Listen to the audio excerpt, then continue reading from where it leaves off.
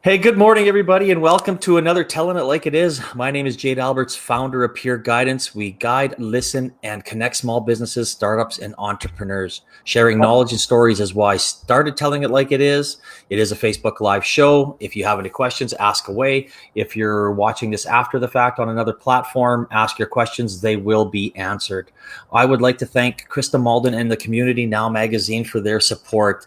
They engage, educate, and inspire us to be stronger together.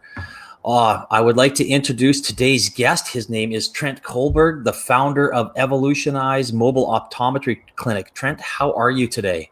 Doing well. Thanks for having me on. Oh, excellent. I know your brother here and partner was supposed to be with us, but a honeymoon got in the way, so I guess we can accept that. We'll give them a pass on this one. Just once, though. Yeah. I know I love talking about networking and how I met the people that I'm interviewing. And you and I are a unique story. We met quite a few years ago when you were playing with the Drumheller Dragons Junior A team, and I was helping them out. And I obviously met Taylor that way as well. So it's kind of how things grow. We kind of lost track a little bit. We were Facebook friends and saw that, but then we reconnected. So that was kind of a neat story for us. Yeah, no, it's been good. It's crazy how long it's been. I know, longer for me when I forget things because I'm older, but I'll give a brief introduction here about Evolutioneyes, Trent, and then we'll get right into it. So Evolutioneyes Optometry was founded in 2018. The idea came to Dr. Colberg after countless conversation with friends, family, discussing the inconveniences of getting a routine eye exam, despite having group benefits or health spending accounts that would cover the cost of the exam. As a result, Evolutioneyes Optometry has taken the work out of getting to the clinic and has made eye care as seamless and convenient as possible by bringing a full-service eye clinic directly to the patients. Doing so will allow you for less time off work, more time with family, and provide you with the comfort of knowing your eye health is being taken care of. I know when you pitched me this idea, it was really neat. But before we kind of get into that, I just want to talk a little bit about COVID and how it has affected you and your Evolutioneyes journey. Can you please share with us? Yeah, so I think it's been affecting everyone in different ways. We're fortunate enough, we know there's a lot of people that are worse off during these times. So we're trying to keep positive. As far as our business model goes, we typically do partner with businesses and groups. A lot of these businesses and groups aren't working from the office or working through other avenues. So we're trying to find the best way to continue to engage with people and see people. The one benefit I think we do have with our clinic is it is a very isolated and safe space. Our protocols haven't really changed throughout COVID. We'd always washed before and after each patient. We are wearing PPE now, which would be a new one, but with that location being so isolated, I feel it does offer a safe opportunity for eye care, regardless, because there is only one person in the clinic at a time. And if you are with the group, all the group had already had exposure to the patients anyways. So I feel like our business will offer potentially a safer version of eye care moving forward. No, definitely that's true. I mean, your 40-foot bus that's customized is absolutely amazing. And if people want to see it and take get some insight to it, you can just go to their website, evolutioneyes.ca. It is in the comment section, so all you have to do is click on the link there, and it'll take you directly to the Evolutioneyes website. So you brought up some really good points about having one person, in the bus at a time. You're obviously wearing your PPE equipment. Is it what type of clients do you think this would benefit? In a COVID time, coming out of COVID, what type of clients will this benefit? Well, I think really any group with COVID, it's really impossible to predict how long it's going to go on for and what the severity is, and there's just many unanswered questions. And so I think with our clinic, really any group that needs eye care, and most groups do, Yeah. we do offer that safe location and safe clinic. We're fortunate enough that our clinic is very state of the art, and it has all the technology and supplies that a brick and mortar would have, with the convenience of coming right to your door. And you guys opened up, but you were finally able to do your first set of appointments last week. And the joy of being mobile is that you went to Red Deer. How did that go? That was good. We worked with a couple of different businesses and groups. Nice. Everything went very smoothly. Unanimously positive feedback. And that's really what we strive to do, is just provide great customer service, provide a unique experience, and give the patient an opportunity to check their health.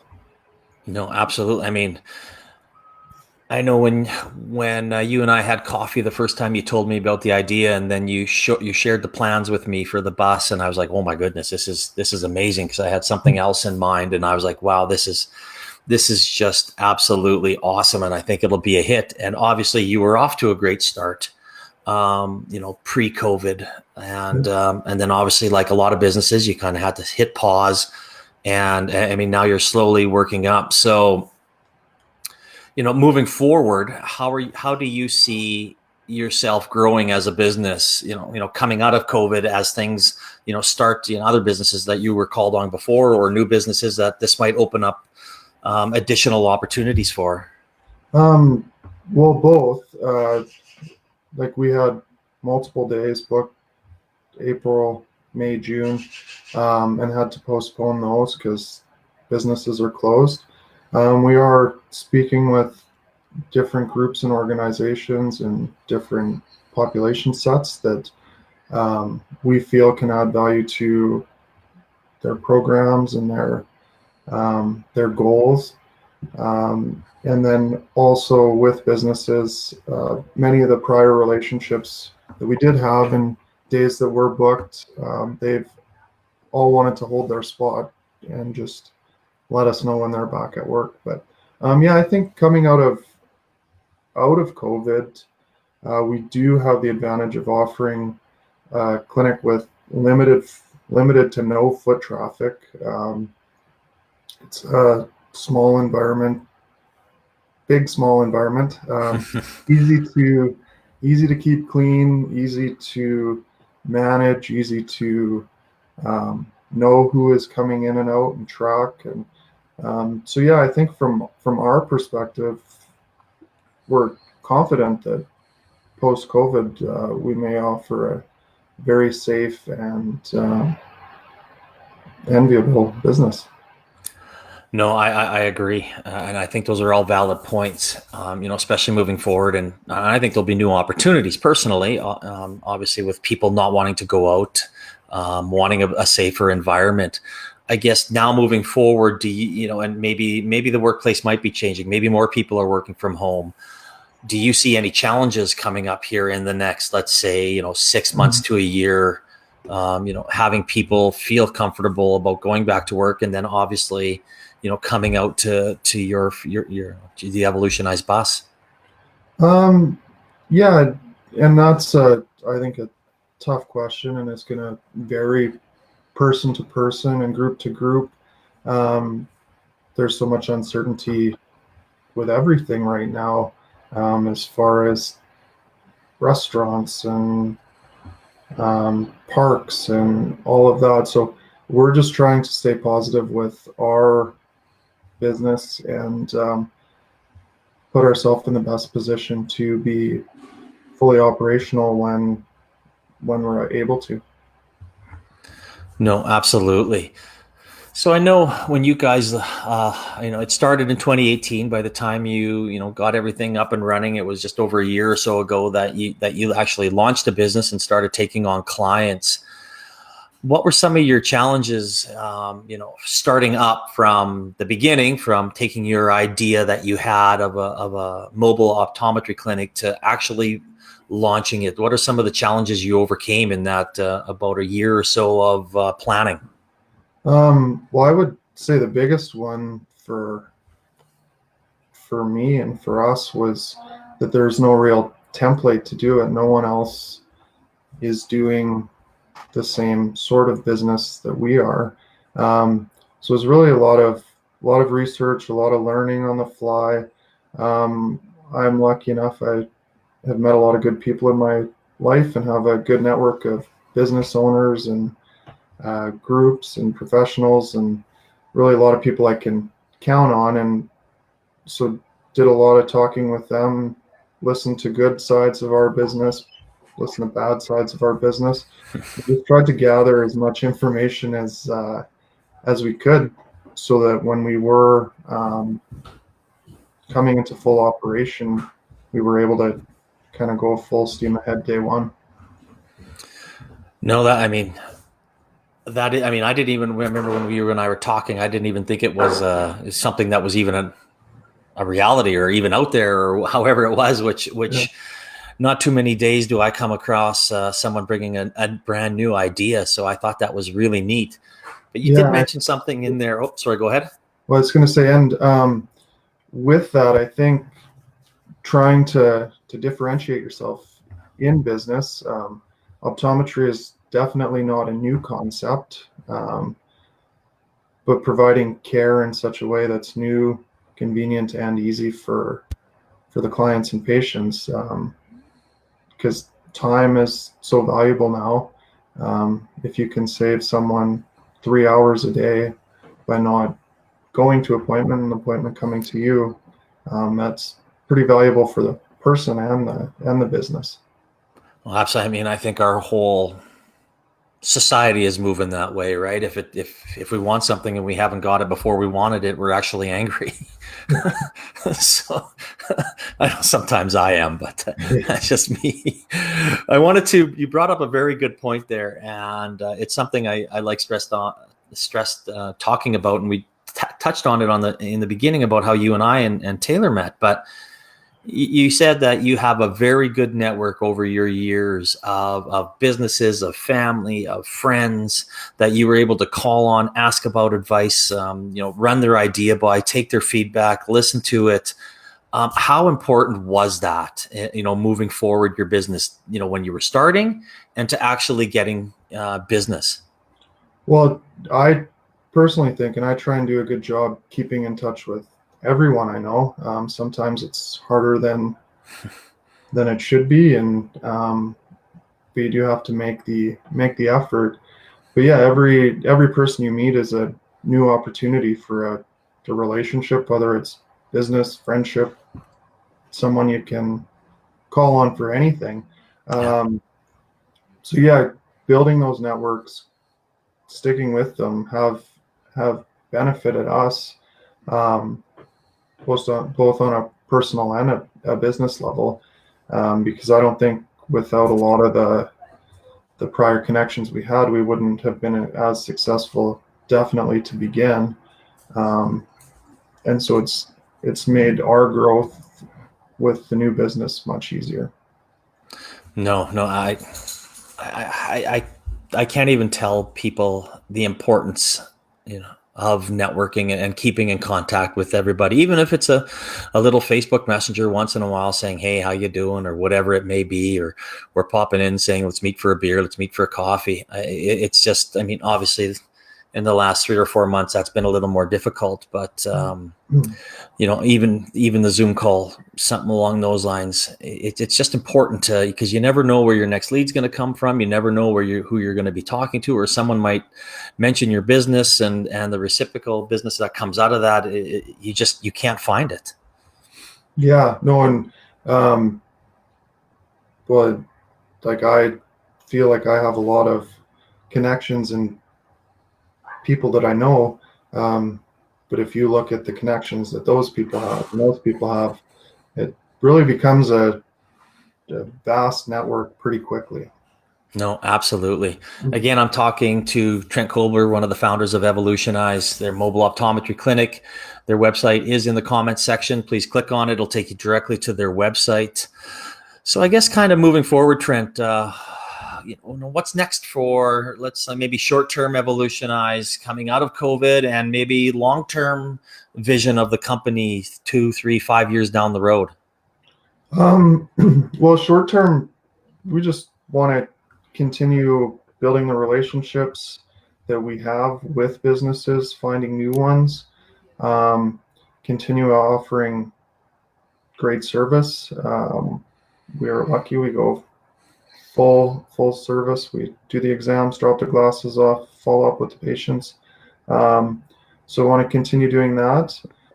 Future wise, every business wants to grow, and we are definitely looking at the best options to grow, whether it's added buses, different locations. We're kind of going to get through COVID first. I know baby steps. It's hard to think long term when you can't really book any appointments right now. But I know you guys do have a vision of expansion, so I think that's pretty exciting. And I mean, I know when you guys started out here, and it was amazing the amount of you had insurance companies, you had car dealerships, you had retirement centers. You have what else am I missing?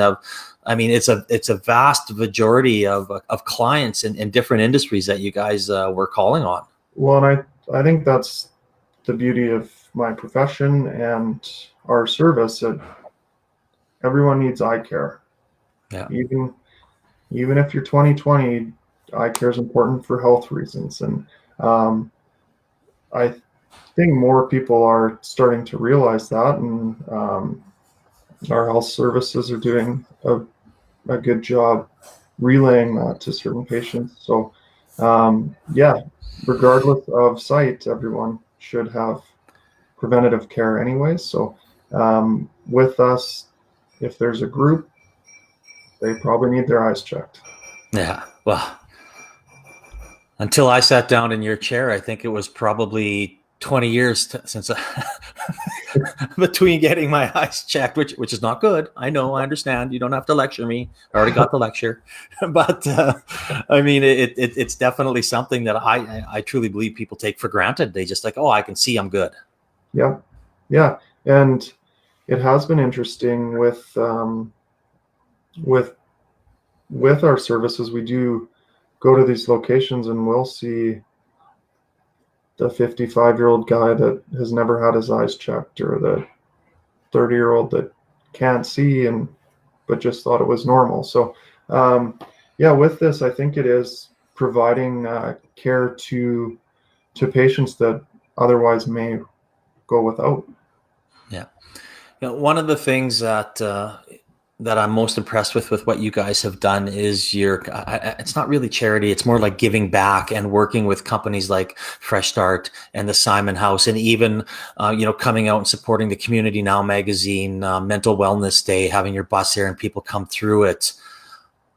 I mean, that impressed. A lot of businesses aren't able to do that because they don't have the funds or whatever it may be. But because you guys fall under all the insurances, everything is normal and working and basically not charging some of these companies or these people that are struggling with addictions or whatever it may be. So maybe you can just quickly touch base on that and why that's important to you. Yeah, so we've been lucky enough. We have worked with those groups, and everyone has their own story, and but everyone deserves a good life. So it's great working with the guys there. Everyone is very thankful, very appreciative. Lots of them are going into groups and courses that our eyes are straining. To read 8 hours a day is tough, and if we can make life a little bit easier on them, that's what we're there to do. No, that's awesome. I really think that's great, and thank you for doing that and giving back. And if people aren't aware of that, that's one thing that I'd like to stress about about you talking about it is, you guys are here for people, and it's not about making money all the time. It's about, helping our society and our community. So thank you for that. No, appreciate it. So I guess my last question is, and I don't want it to really be COVID related. I want it to kind of you focus on your early days and starting up and maybe some of the struggles or what you had to overcome. But if you had one piece of advice for a small business startup or entrepreneur, what would that be? Well, I think the biggest one would be to surround yourself with people you trust, that you can work with, that you know. Moving on from that, use that network to ask questions. You may not always want to hear the answers that you're getting, but it is important to look at things from a different perspective. I know for us starting this up, I had this vision, and a lot of the ideas I had may not have worked perfectly or seamlessly in a day-to-day environment. So reaching out to those people who are potentially going to be your consumer will have a different perspective than you. And so, yeah, like I'm fortunate enough, I get to work with my brother. It's great. Do we have our battles? My brothers do. But no, like, can't trust anyone more than him. Yeah.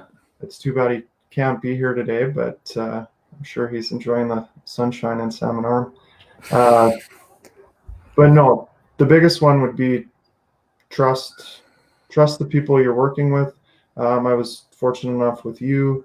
You were able to put me together with a group to help with marketing and web design and everything. And it's nice knowing that the people you are working with care as much as you do and care for you. So, and then I guess the last thing would just be to stay motivated. I was laughing the other day. I was talking with someone and they were asking how this COVID was going. And I said, well, I thought I drew up a pretty seamless, flawless business plan. And I forgot to include pandemic in my numbers.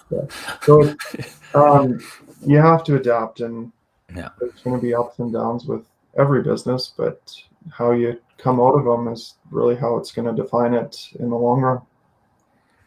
Absolutely. And that's a great answer. And you talking about listening to, reaching out and listening to people, and really an idea is a starting point. And as you talk to more people, a lot of times it develops into that next phase, and that idea now becomes a reality. So kudos on you to listening and reaching out and talking. But that, what you guys have created is excellent. And I've seen it in action. I've seen the people be grateful when they are there. I've been a client, and I can see again.